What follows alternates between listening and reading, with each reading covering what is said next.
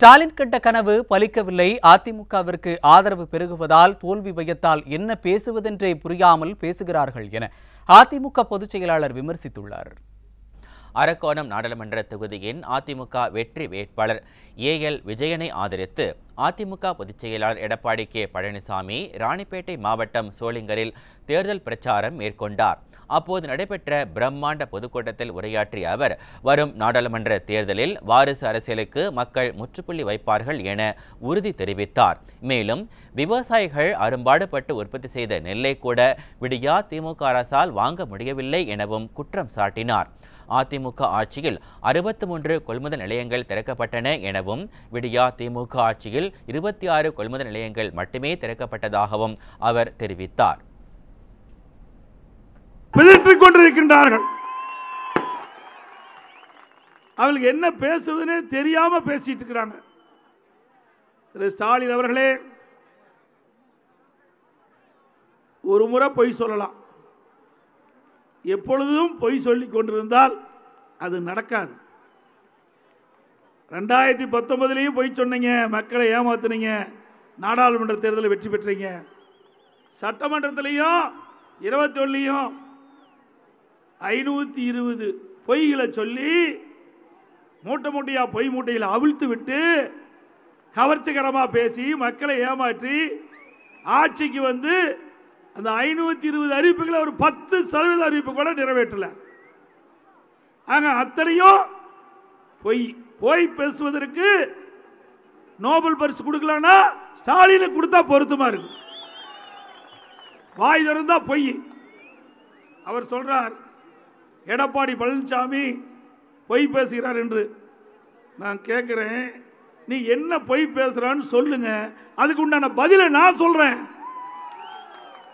இங்க நான் அரக்கோணம் நாடாளுமன்ற தொகுதி தேர்தல் பிரச்சாரத்தில் சொல்றேன், 520 அறிவிப்புகள் வெளியிட்டீங்க ஒரு புத்தக வடிவில்.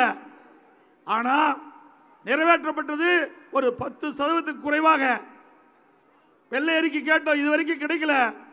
சட்டமன்றத்தில் பேசுறோம், ஊடகத்தில் பேசுறோம், அறிக்கை வெளியிட்டோம், எந்த பதிலும் கிடையாது.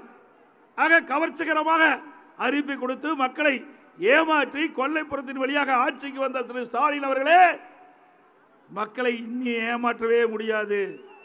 நீ மக்களை ஏமாற்றவே முடியாது. என்ன, திரு கருணாநிதி முதலமைச்சராக இருந்தாரு, அதுக்கு பிறகு ஸ்டாலின், அதுக்கு பிறகு உதயநிதி ஸ்டாலின் வர்றதுக்கு இன்றைக்கு அவருக்கு ஒரு அமைச்சர் இலாக்காவை கொடுத்து எல்லா தமிழ்நாடு பூரா சூறாவளி சுற்றுப்பயணம் அனுப்பியிருக்காங்க. இது என்ன ஒப்பமுட்டு சொத்தா? தமிழ்நாடு 3 ஆண்டுகால விடியா திமுக ஆட்சியில் அரிசி, எண்ணெய், பருப்பின் விலை உயர்ந்துள்ளது என குற்றம் சாட்டிய கழக பொதுச் செயலாளர் எடப்பாடி கே பழனிசாமி, விடியா திமுக ஆட்சியில் தமிழகத்தில் சட்டம் ஒழுங்கு சீர்கெட்டு இருப்பதால் மக்கள் கொதித்து போய் உள்ளனர் என தெரிவித்தார்.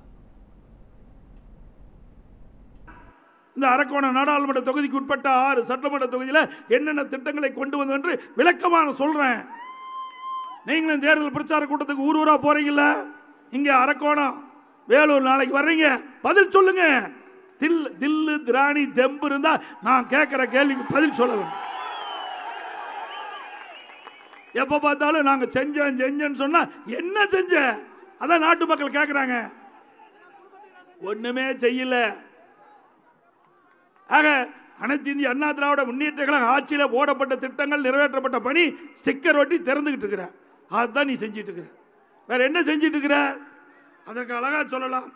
இன்றைக்கு திமுக ஆட்சியில் இந்த 3 ஆண்டுல விலைவாசி விண்ணை முட்டிக்கிட்ட அளவுக்கு உயர்ந்து போச்சு.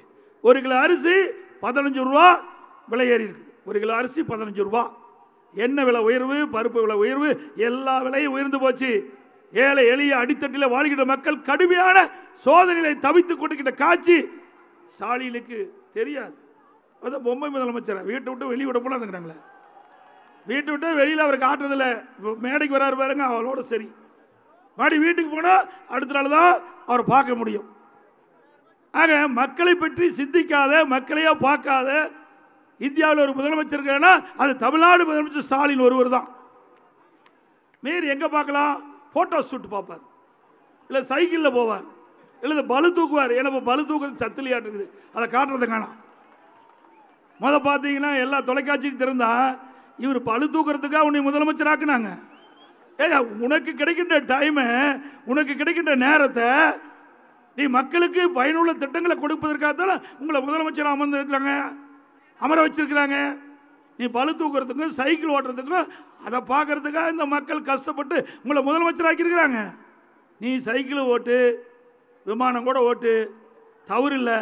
ஆனால் மக்கள் கொடுக்கப்பட்ட நேரத்தை மக்களுக்காக செலவழியுங்கள், மக்களுக்காக செலவழியுங்கள்.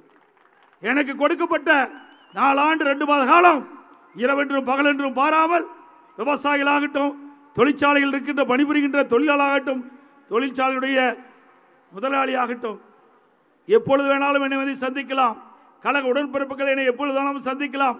பொதுமக்கள் எப்பொழுது வேணாலும் சந்திக்கலாம். அவருடைய குறைகளை கேட்டு உடனுக்குடன் நடவடிக்கை எடுக்கப்பட்ட ஒரே அரசாங்கம் அதிமுக அரசாங்கம். ஸ்டாலின் அவர்களே,